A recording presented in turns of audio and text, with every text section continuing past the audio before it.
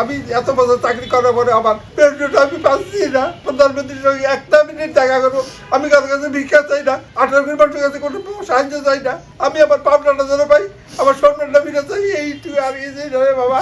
আমি আমার ছেলে অসুস্থ, বিটির ছেলে বহুত বার গেছি, শয়ে বার গেছি।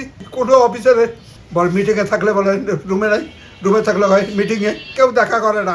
24 ঘন্টা একটা রুটি খায়, দুইটা রুটি খায় দিন যাপন করছি। অনুমতি দোকান এখন বাকি দেন, 15-16টা দোকানে বাবার বাকি বেড়ে গেছে।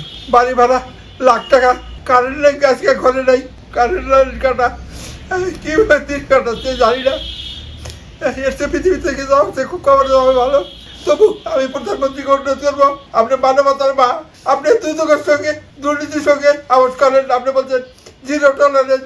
আমার অনুরোধ, আমার পাওনাটা আমাকে দেন, গেলে আমার পেনশনটা দেন, দয়া করে আপনার হাত পা ধরে বলছি, আমার পেনশনটা দেন।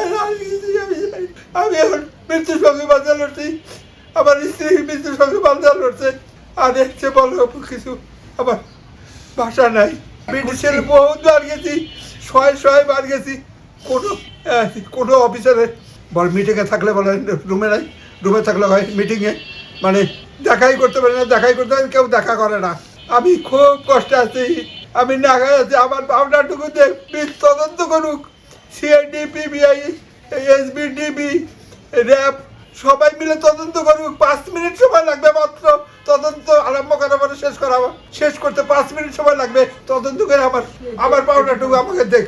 আমি প্রধানমন্ত্রীর কাছে, দেশের 18 মানুষের কাছে কাল বলবো, আপনারা দোয়া করেন মাননীয় প্রধানমন্ত্রী যেন আমাকে 1 মিনিট সময় দেয়। 1 মিনিটের মধ্যে আমি কথা শেষ করে আমি চলে আসবো। আমি আর আমার পাওনা ছাড়া, আমার পেনশন চাওয়া ছাড়া আর কিছুই নাই।